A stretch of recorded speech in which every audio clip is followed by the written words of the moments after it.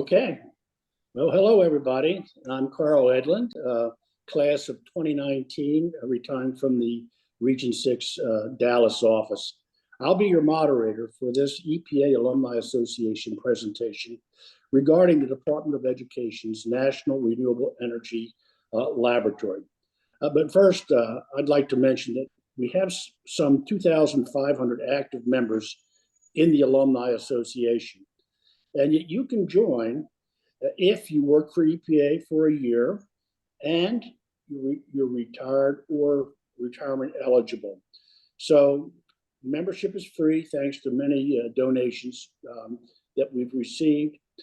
Look us up at www.epaalumni.com/join. Okay, let's talk a little bit about today's presentation. The National Renewable Laboratory is located in Boulder, Colorado, but its mission is to ensure that we get clean energy, have clean energy futures for the entire world. And they're doing that through research, innovation, and strategic partnerships. Accomplishing this is going to reduce pollution, combat climate change, and promote biodiversity. So we welcome Dr. Dave Mooney. He's the Director of Institutional Planning and Development at NREL, and the Director of the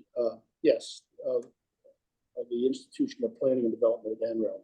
Okay, sorry, he's worked for NREL for over 25 years. He's going to provide us with an overview of the research, development, and deployment of clean energy and partnerships with engagements with communities. Now, we expect that Dave's presentation will last 30 to 40 minutes. And then we'll have a period that we'll be able to answer questions. If you have a question during the talks, just use the chat function on the Zoom, and we'll pick it up at the end of Dave's discussion. Finally, at the end, we'll have a short break to allow for breaking out into smaller chat rooms. So Dave, I turn the podium over to you. Let her rip. Okay, thank you so much, Carl. I really appreciate it. And hello, everyone. And thank you so much for the opportunity to come and present. Really excited to be able to do it. And I'm going to share my presentation, which always takes just a second here.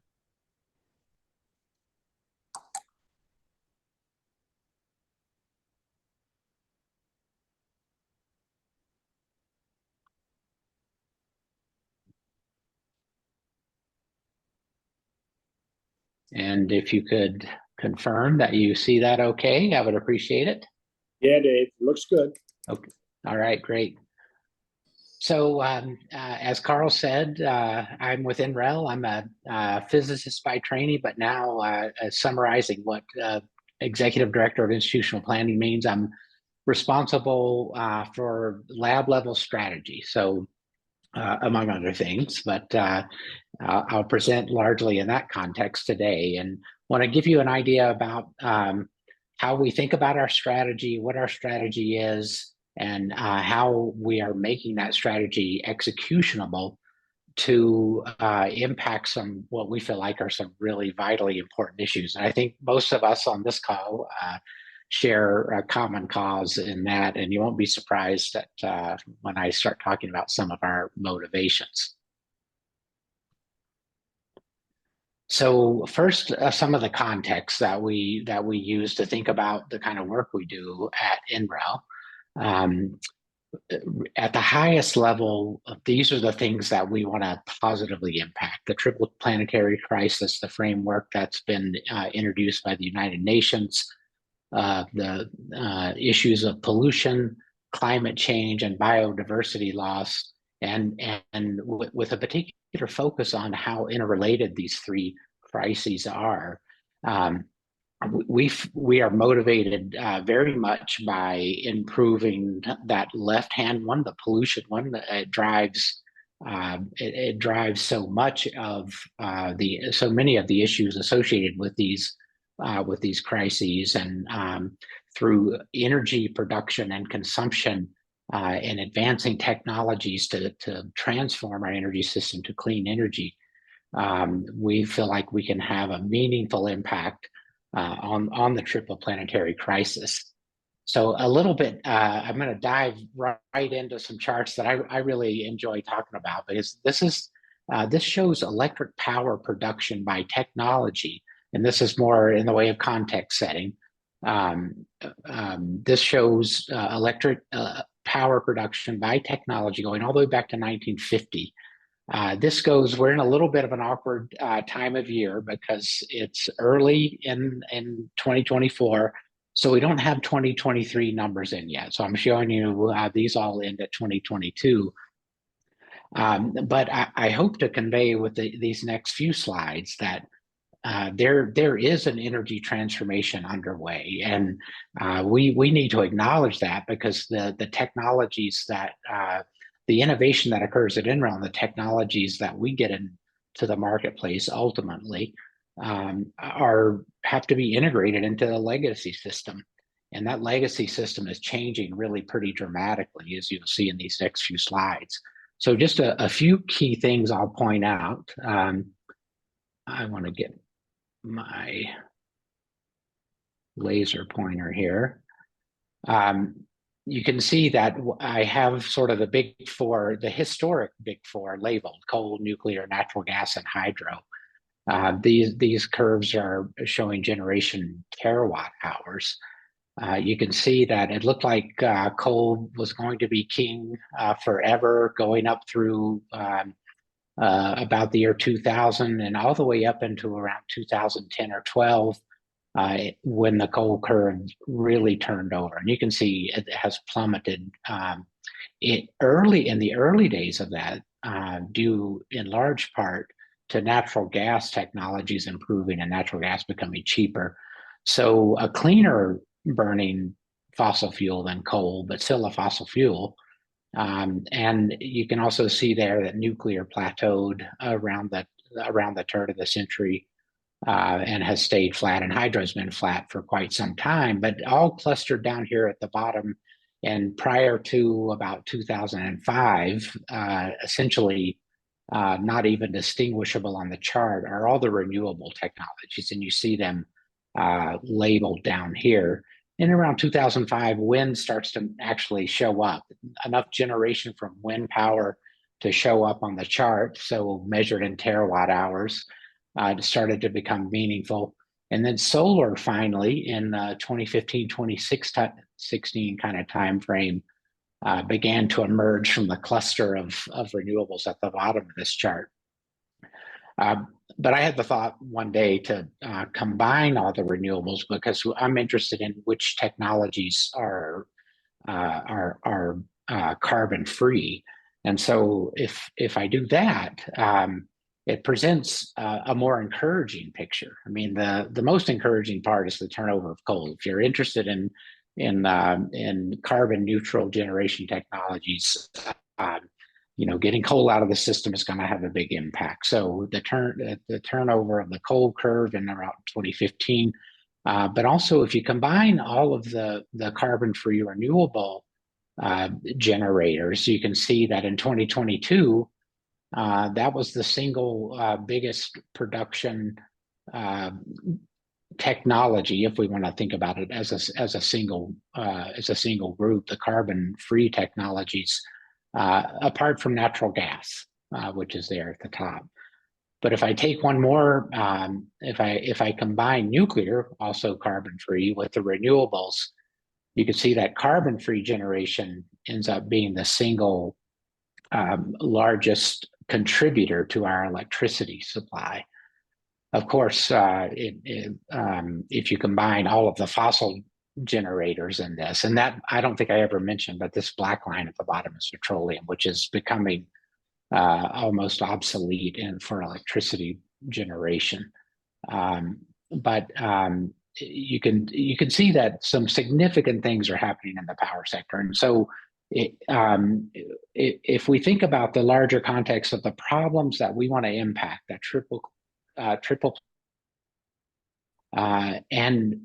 and we continue to think about it in the context of our legacy power systems and how we want to impact those, it's a very meaningful framework for me to think about the strategy for one of our national laboratories. So, and there are some 2023 numbers. So I wanted to leave you with one more encouraging part of this chart. I'll add this. This was done about halfway through 2023, and this was the Energy Information Administration's projection for new electricity capacity additions for all of 2023. So we don't have the final actual numbers yet, but this paints, for me, a very exciting and encouraging picture. You can see that the total power system, just for context, is about between 1,100 and 1,200 gigawatts. So about 55 gigawatts was expected to be added in 2023. Of that, more than half is solar. So I started work as a physicist doing solar cell materials research in 1988, when the global capacity for solar production was 50 megawatts. And so this is almost 30 gigawatts being deployed in a single year. So a lot of change over my career. That's been very exciting to see. But looking at this further, solar is the big addition here. But if you look at the carbon-free technologies that make up the vast majority of it, and this battery storage of nearly 10 gigawatts, that's really unprecedented. This is the only thing changing and being deployed more quickly than solar and wind is battery technology now, and most of this is deployed in support of making wind and solar more steadily available and reliable on the grid. And also, this is a unique chart too, because 2.2 gigawatts of nuclear, the first nuclear added since the early 90s, I think. This was two reactors that were commissioned in the state of Georgia. Still a decent amount of natural gas added as well, but becoming year over year dwarfed by wind and solar deployments.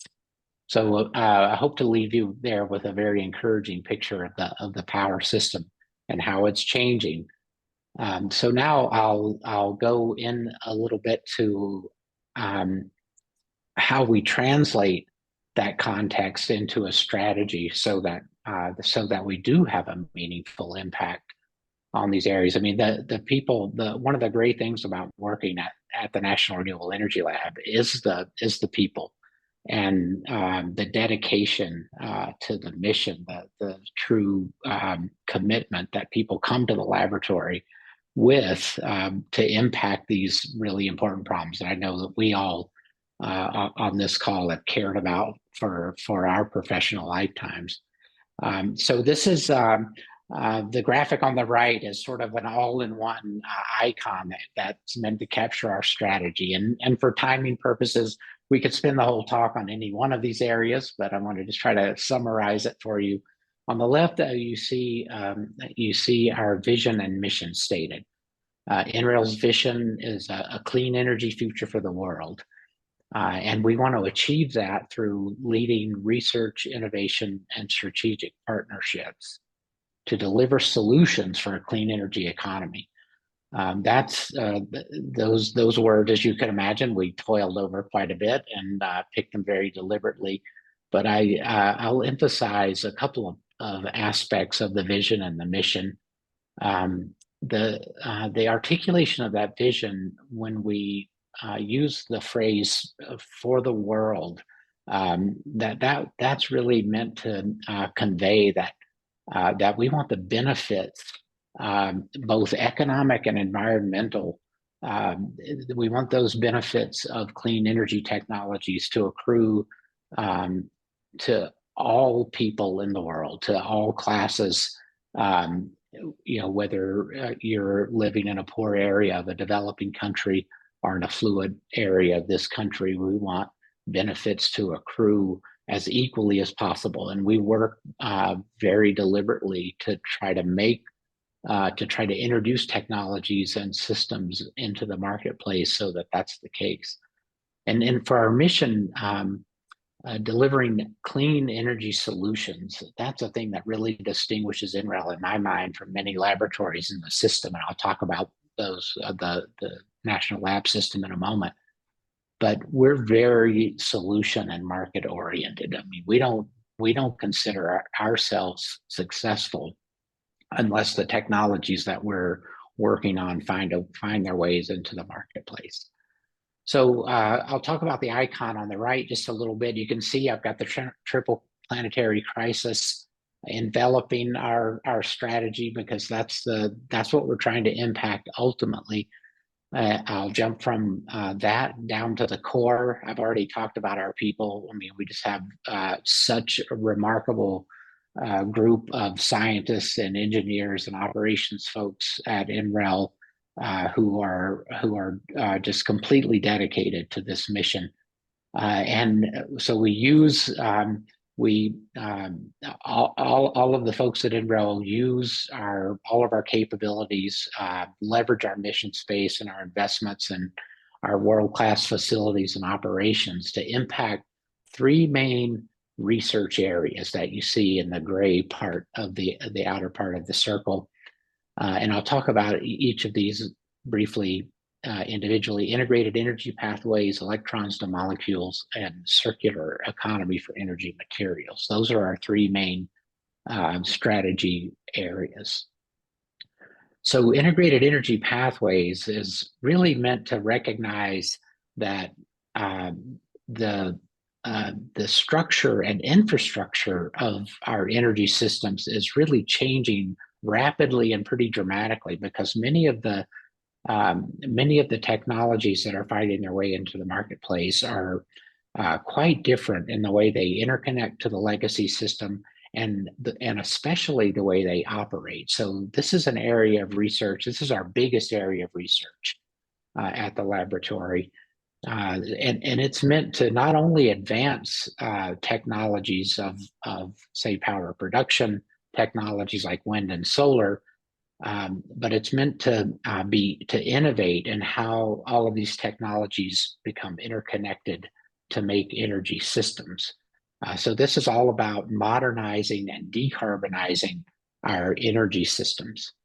Electrons to molecules is about using what we anticipate is going to be the abundant clean energy, and especially electricity in this case, of the future, as the energy source to take lightweight molecules like CO2, water, nitrogen, hydrogen, and take petroleum out of the supply chain of our liquid fuels and chemicals. We want to be able to make all of the chemicals that we need for a modern society, and liquid fuels where we need that kind of energy density. We want to make that from clean electrons through a variety of chemical, biochemical processes with these lightweight molecules. And then finally, circular economy for energy materials is meant to recognize that, as we produce more and more, and I think you've probably seen news about wind blades as they reach their end of life, filling up landfills. And I'm not sure that's actually happening, but it's a real problem, along with solar panels as they reach end of life. So we're beginning to research how we can design materials that have recyclability and reusability, literally down to the molecular level in the considerations of how we pursue new materials.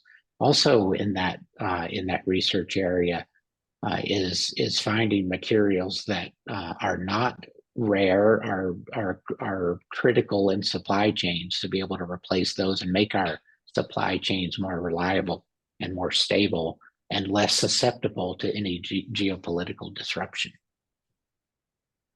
And I won't spend much time here, but this is just really meant to indicate that we spend a good deal of time very deliberately making sure that as we develop um, um, the research pathways and research targets, that these map to the things that we're trying to impact. So now just stepping back a little bit to talk about some of the specifics about NREL, and I'll start with the National Lab Complex itself. This is the U.S. Department of Energy's lab complex. There are 17 national labs. We have historically been one of the smaller labs in the complex. I feel like we're graduating to kind of a smaller big lab at this point. I'll give you some numbers in a second to give you a sense of size of NREL.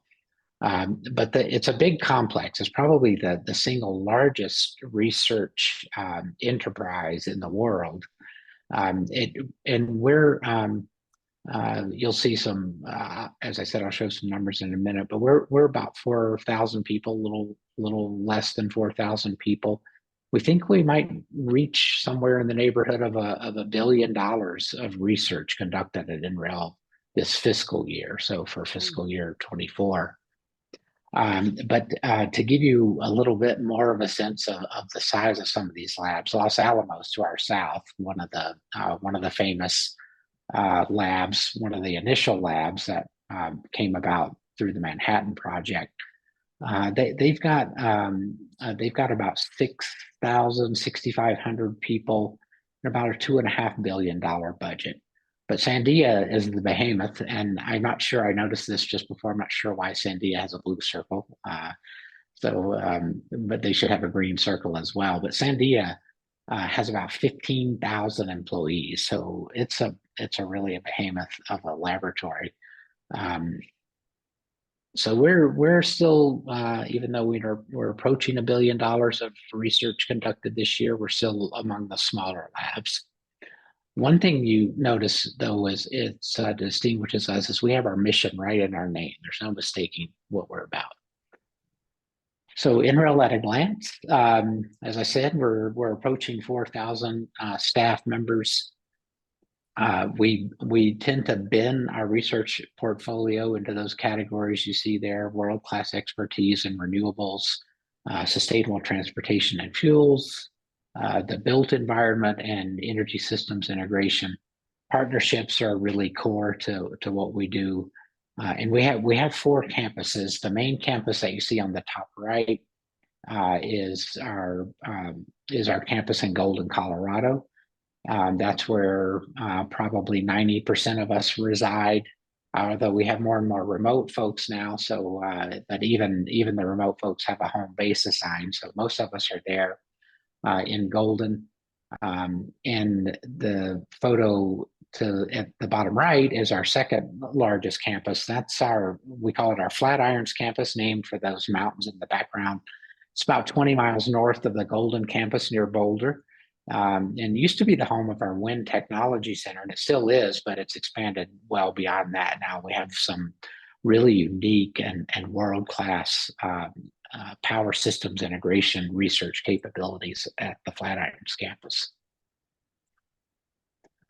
And as I said, one of the things that makes us unique is that among the national labs is that we don't do science for science sake. Even though we all love science and we love doing it, we're very mission motivated, and we don't consider ourselves successful until clean energy technologies are making an impact in the marketplace. And this slide just shows that we do that across the technology readiness spectrum. We do everything from very fundamental and foundational discovery through bench scale science, through and more we are being very deliberate in how we shape our research agenda, and the laboratory facilities that we're building out at NREL are very intentionally meant to take bench scale discovery and accelerate it to market ready technology.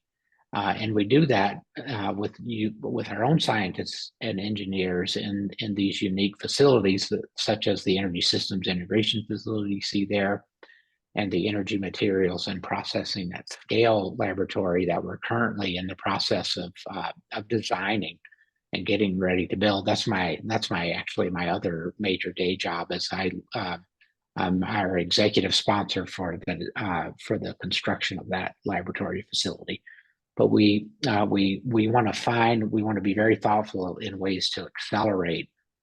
We feel like we need to do in the next 10 years what it took us the first 40 years to accomplish because of the urgency of the climate crisis.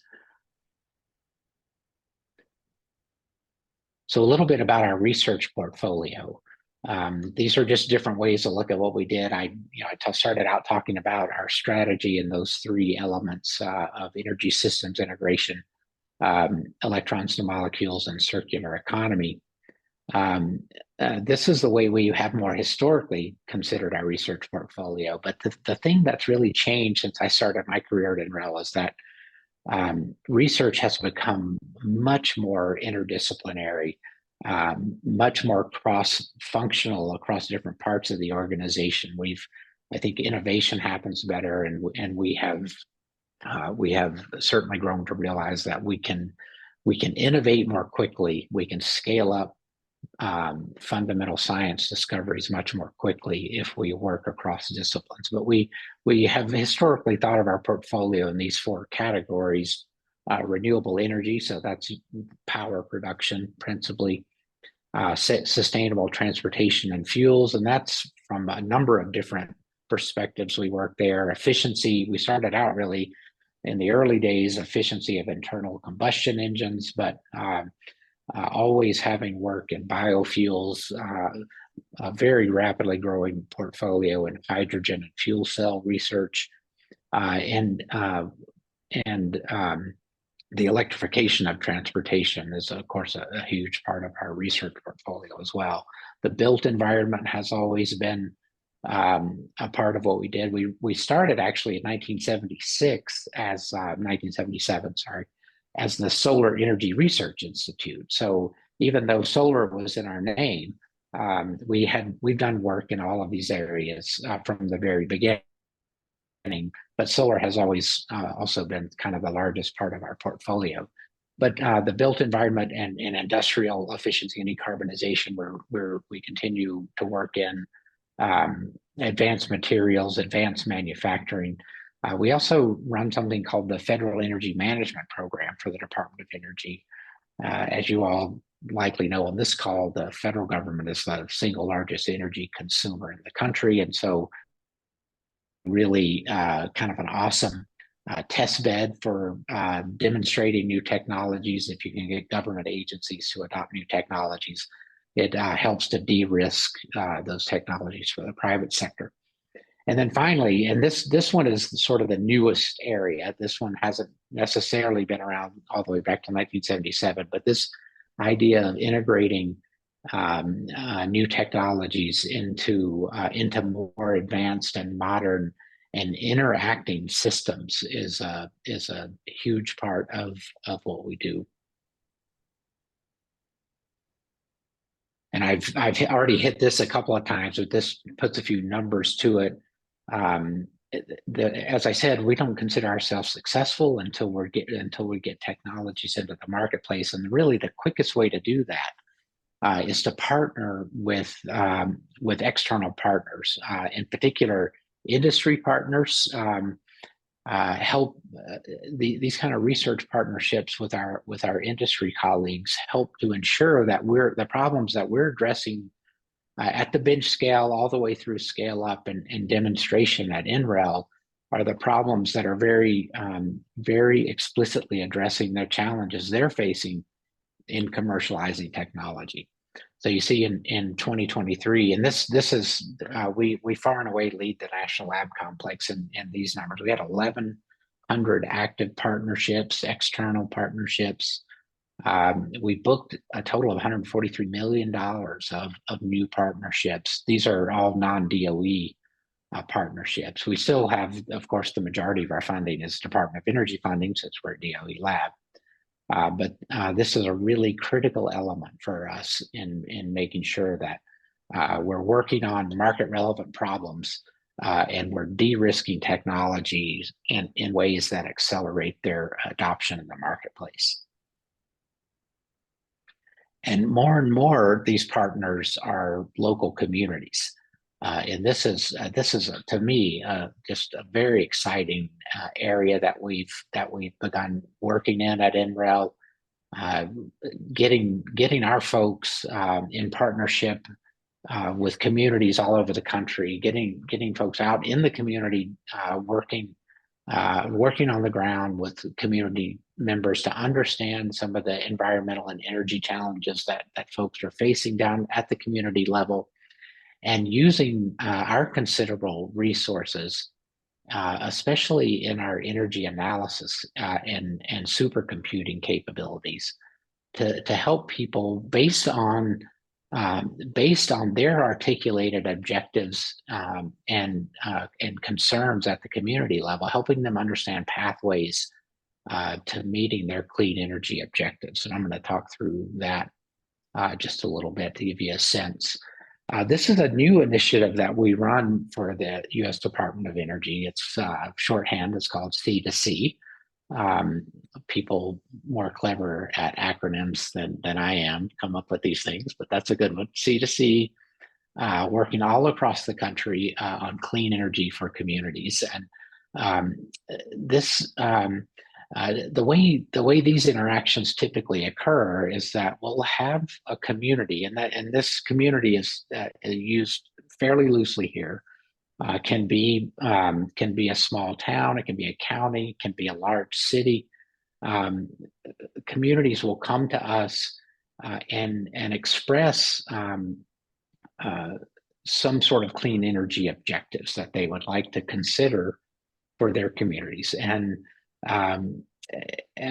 that prompts us and it prompts our researchers to go out and to begin in community engagement, to really thoroughly understand the community needs, current community dynamics, and that's economic, energy, environmental, and using the information that is gathered down on the ground, and through collection of very localized and specific data.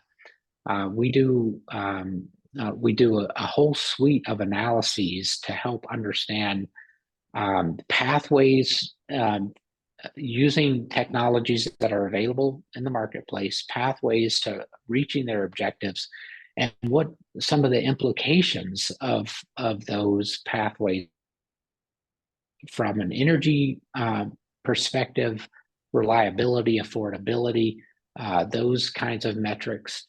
We look at implications for environmental impacts of shifting to a clean energy economy, and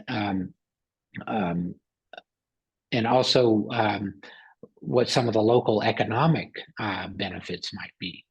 So after looking at those kinds of pathways, we work with the community to begin implementation.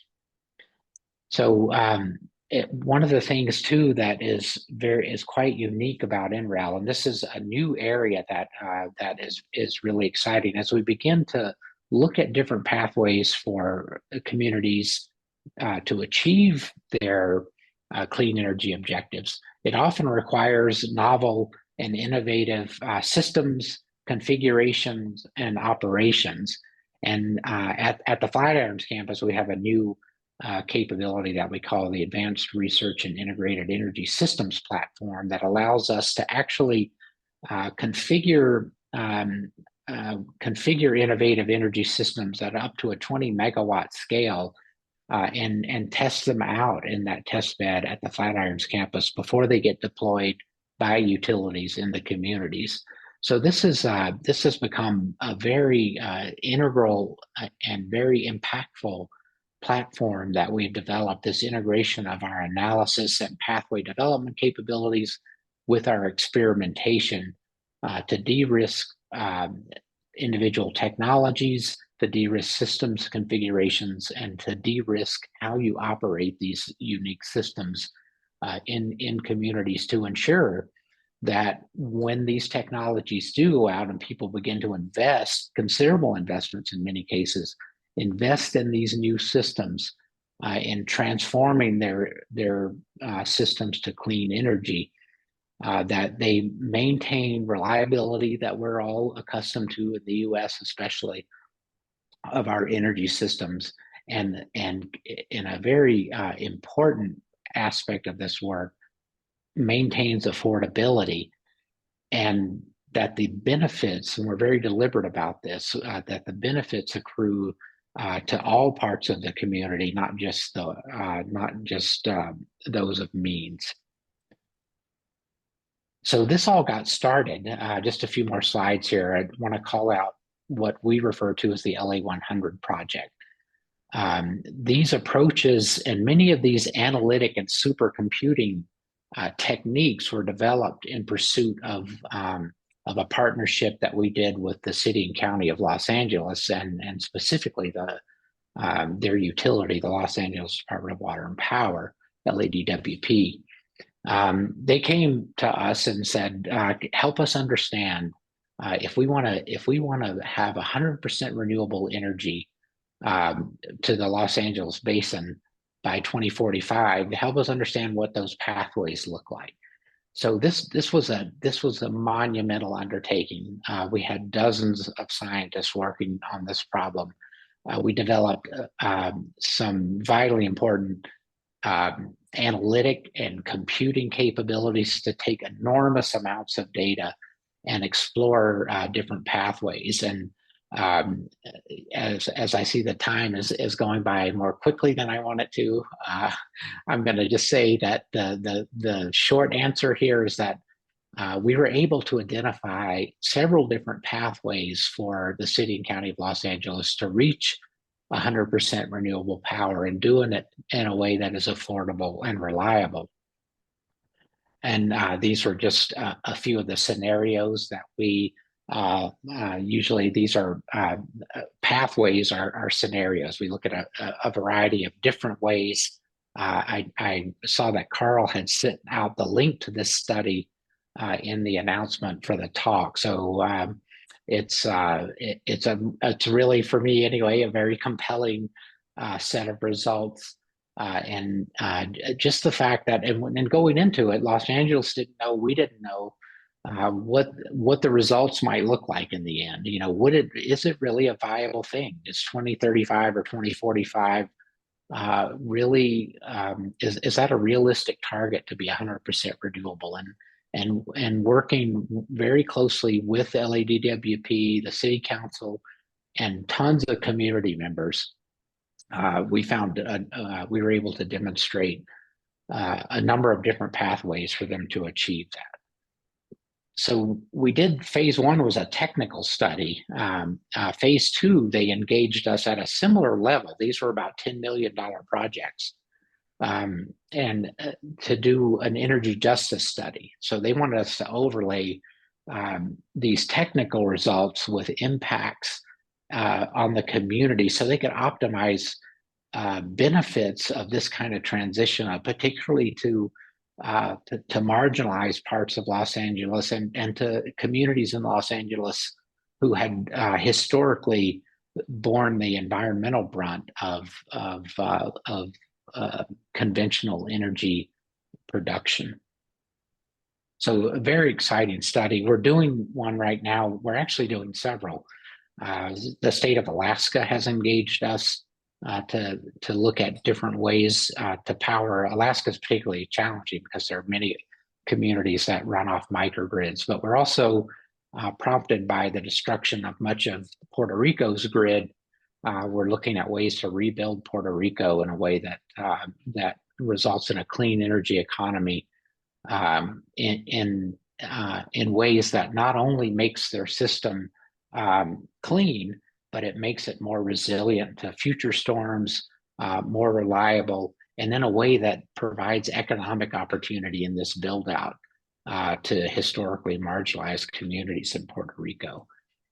And again, we do this through the development of scenarios, give communities a menu of options to see what in the end is right for them to achieve their objectives, and to do energy and environmental justice to these communities as this energy transformation takes place. So I think that's my last slide. I leave with our vision again: a clean energy future for the world. Any one of these topics could take our full time, but I hope I at least was able to give you a flavor of what we're about, what motivates us, where we're trying to have impact, and hopefully imparted a little bit of enthusiasm for what we do. It's a great place, and I think we're having real impact. So happy to entertain questions, have discussions, ever how you would like to go about it, Carl and Beth and Bruce.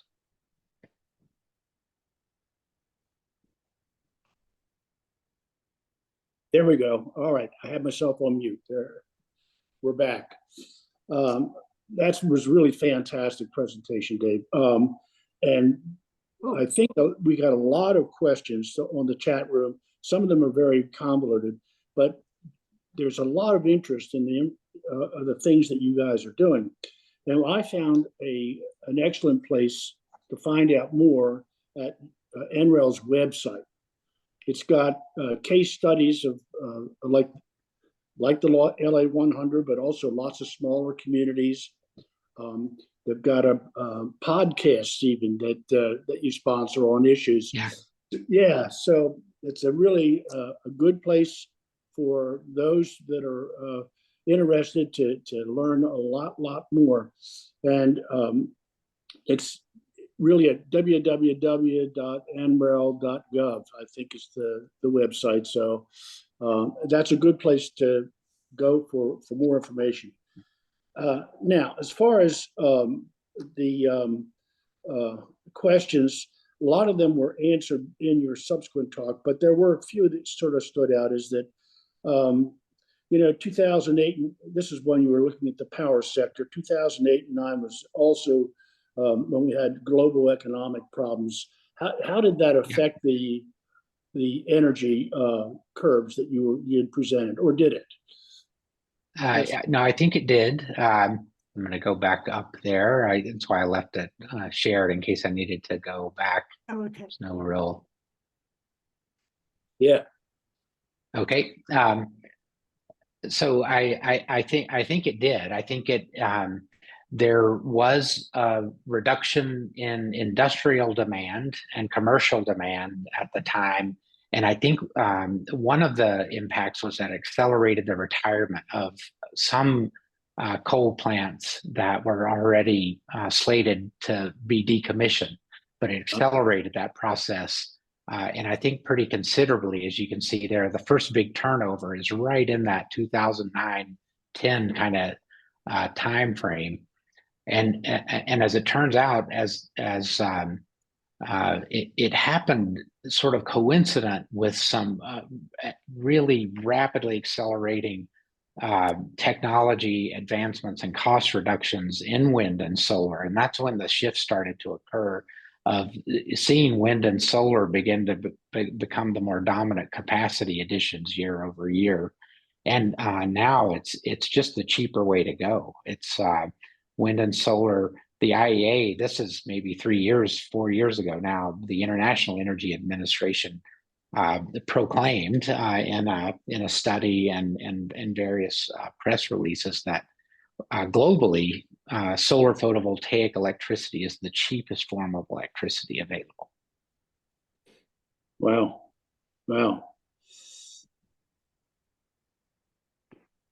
Okay. Associated with that, and I guess is really, I think you did cover this though, was about transmission challenges that we've got between states and between power grids. And so what are the kind of things that NREL is doing to resolve some of those, or at least define some of those power grid issues?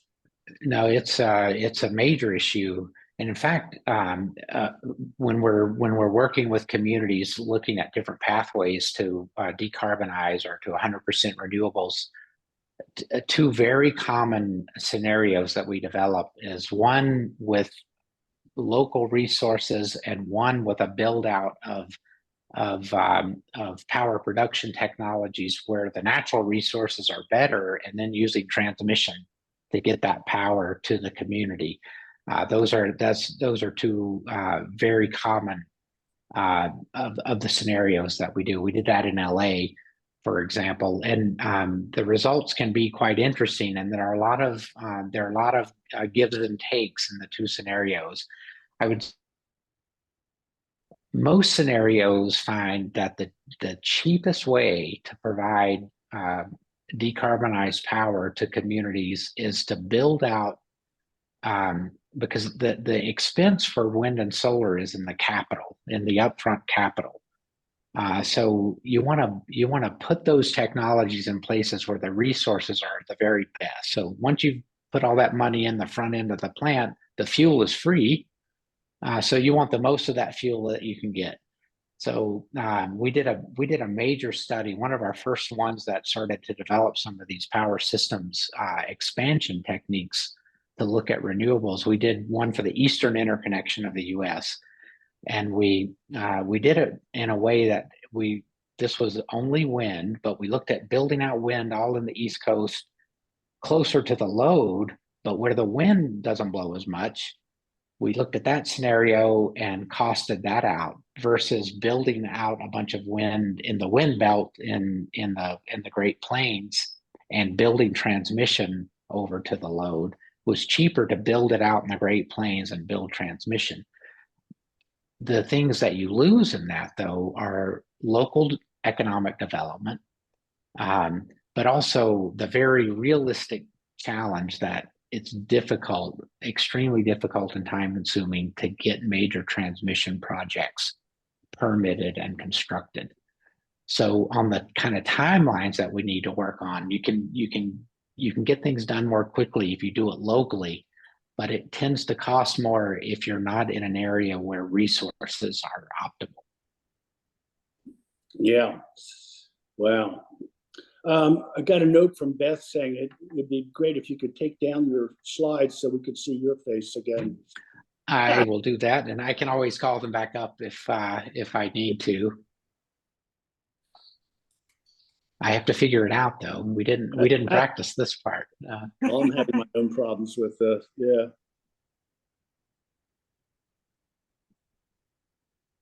It seems to only be giving me the option to share, not to unshare. Huh. Well, let's just keep going. Yeah. Okay. Okay. Yeah. Sorry about that. I'll continue to poke around and not get myself too distracted. Yeah. So as like I say, there were lots and lots of questions. So, why has it been a problem to get electrified buses? Was the question. I'm not sure I have enough. I have enough. I see. There's a dedicated button. Yeah. So it's a good question because they are they're very conducive to electrification. A lot of in the investment in the inflation. In fact, there was that of a joint office between the Department of Energy and the Department of Transportation to build out charging infrastructure for the U.S. for vehicle electrification. Yeah. One of the initial efforts I know that they have undertaken is the electrification of school buses, those are a perfect example. They're large. They can hold big batteries. They have limited use during the day, and then they sit parked all night where they can recharge. So I know that is underway, but I unfortunately I don't know enough details to be able to talk about exactly how progress is happening there. Okay, that's cool.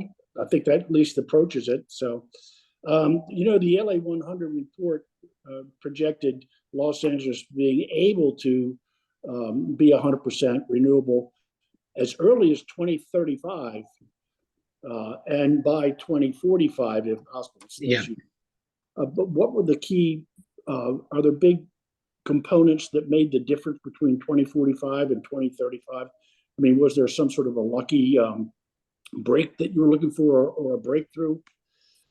The 2035 scenario, no real breakthroughs per se, but the 2035 scenario was really about accelerated investment, but also a lot of local deployment. I mean, one of the techniques that we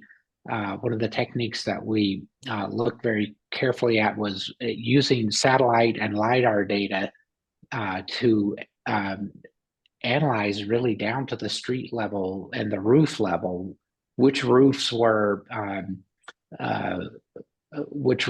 amenable to solar photovoltaic deployment, and maximizing deployment of solar throughout Los Angeles on that basis. And that was one of the things that helped to accelerate that to 2035. Because that is all, I mean, that's become a common technology. There's a lot of business and industrial infrastructure in deploying solar photovoltaics, and that was, and it eliminated the need to build a lot of transmission, which requires the very lengthy permitting and construction process. Cool. Are there key breakthroughs in renewable energy that you expect within the next 10 years? Are there things on the edge that might? There's a lot. Yeah, there's, there's, I mean, these are multi-billion-dollar industries now. So I think about it a lot as an analog in some ways, anyway, of the automobile industry. If we think back to automobiles and what they were like in, say, the 50s and 60s and compare them to what we have now, I mean, they did much the same thing. We could get in them, we could drive them, we could get to point A to point B, and we still do that, but in very different ways than we did in the 50s and 60s. And I think the much the same way with renewable energy technologies. I mean, our focus historically has been, and I'm thinking of wind and solar here, has been working on performance, reliability, and cost. We want to increase the performance and the reliability and decrease the cost. And that's continuing. And so that's more incremental in nature, those advances. But when I think about solar photovoltaics, what's being deployed now has essentially the same form factor as panels did in the early 90s. They're large sheets of glass, basically laminated solar cells, laminated between large sheets of glass and various polymers to weatherize them. So a lot of advances. There's a class of semiconductor material called perovskites that we've done. There's been a lot of innovation at NREL in perovskite solar materials. And they have the promise of very different form factors because you can coat perovskite materials onto different shapes. You can potentially, one of the things that we're building out in that new facility that I talked about being involved in is a roll-to-roll production prototype. So instead of doing piece part assembly of solar panels, you could print solar like newspapers, going roll to roll. So in production, there could be big advances, which could have, even though solar has gotten really cheap, it could be even cheaper. It can have different form factors that could greatly expand the possible application types. In wind, offshore is the big area for innovation for wind. I mean, there's still a lot of innovation happening, particularly in how you lay out wind farms. Most wind farms in the early days produced less than what the models suggested they should. And we're beginning to understand that now through supercomputing and understanding computational fluid dynamics and how down wake wind machines are impacted by the upwind machines. And so there's a lot of innovation happening there, starting, with very fundamental science, but understanding now why so many of those wind farms produce less than they were predicted. So lots of innovation onshore wind, but offshore, especially in deep water, so floating platform wind machines. I love, there are a few slides that I use in different talks that talk about the size of these wind machines, and going up about 3 megawatts per machine is reaching the upper limit for onshore, because you can't transport the components. They're too big for roadways and railways. But if you can have your factory over by a port and just put everything right onto a barge and ship it out, you can make really big wind machines exceeding like 10 megawatts a piece. So these are, there's one graphic that shows a 7 megawatt machine that is commercial now for offshore that can fit 4 747s within the sweep of the blades. And so these are gigantic machines. So a lot of innovation happening there. I've got to ask this. This question was handed to me a week ago or so. Just there was a concern that the downside of wind farms is bird strikes, and that it wasn't the blade hitting the birds, but it was the decompression zone that was created by the blade. Is there research into that, or is that?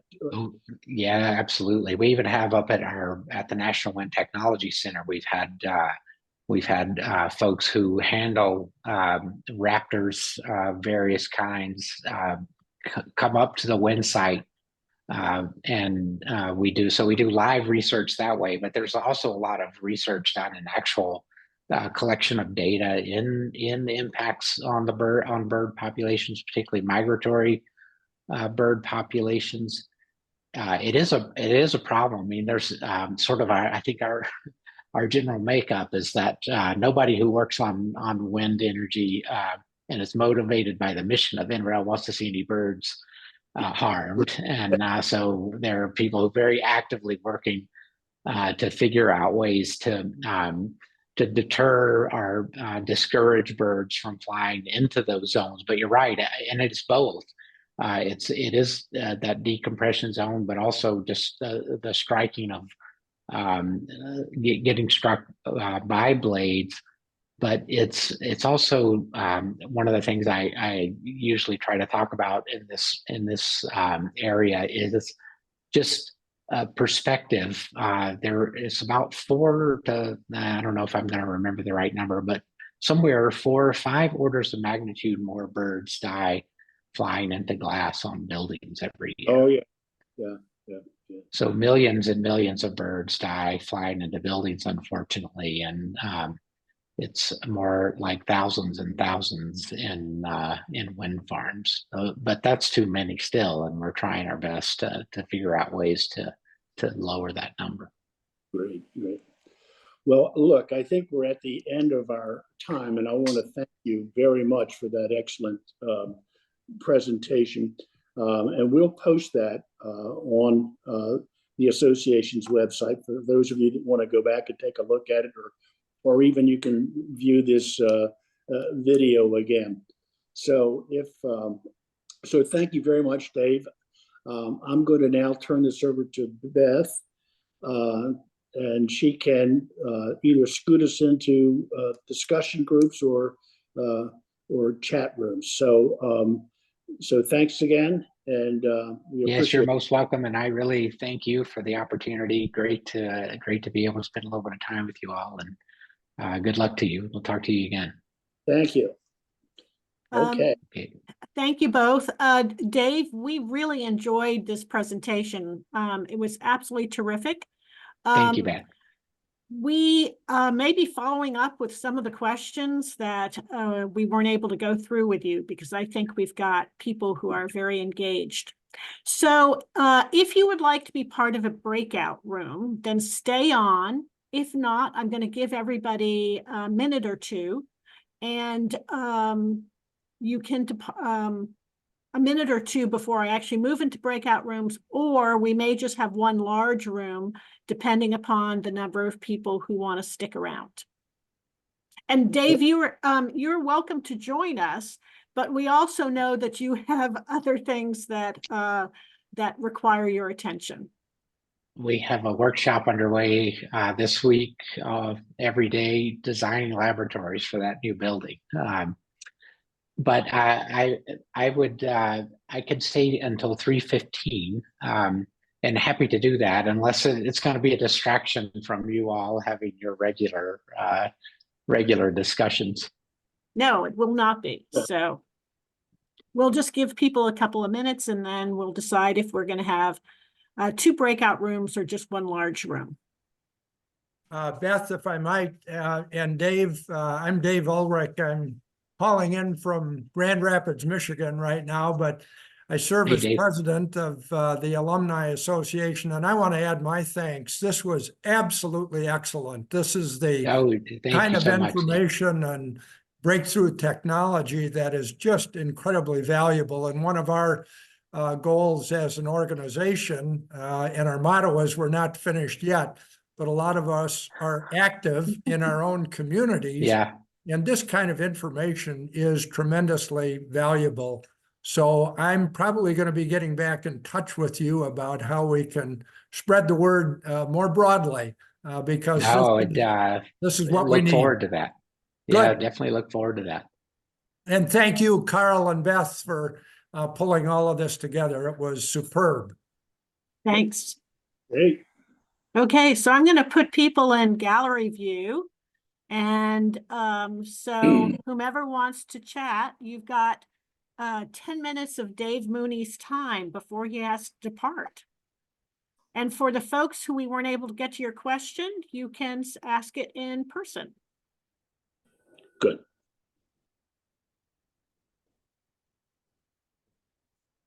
I saw a couple of battery questions coming up. There are a lot of new technologies being researched, but that's another area I could add on to the response to what to look for in breakthrough technologies.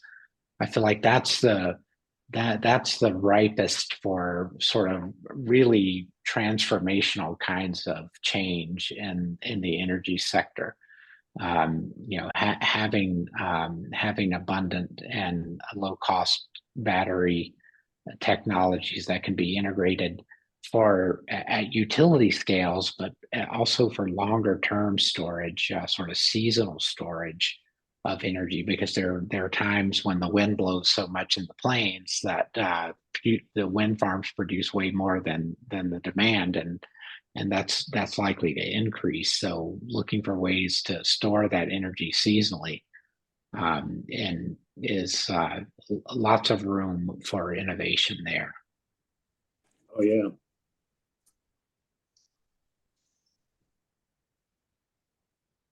So Jack or Penny, any questions for Dave?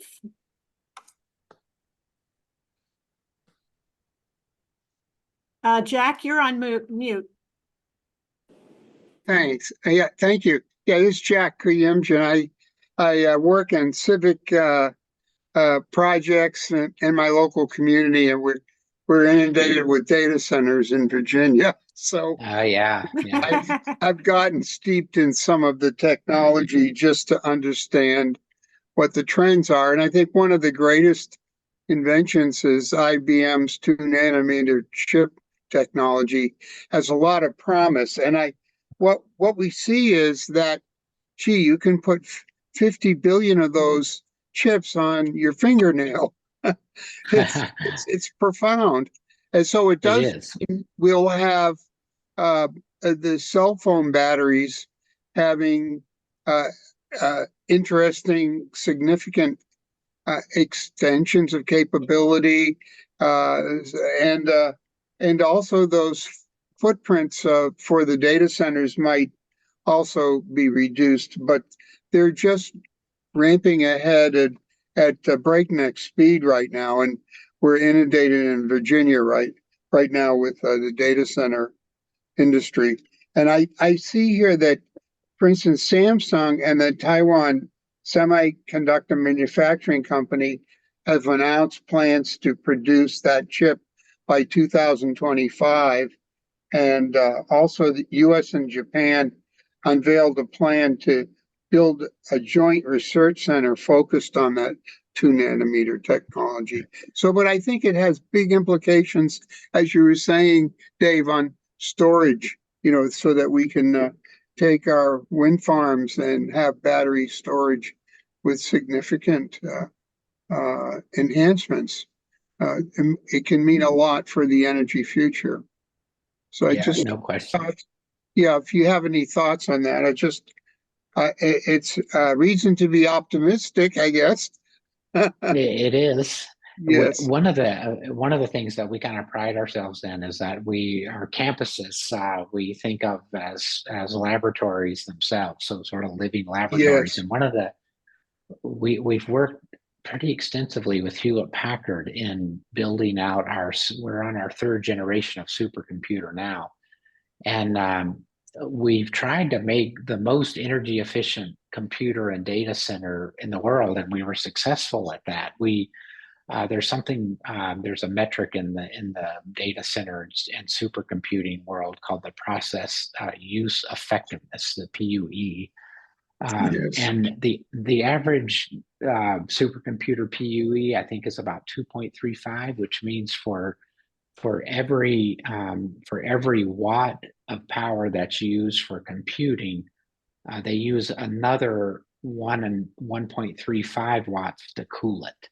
So Yes. that's about the average, about 2.35.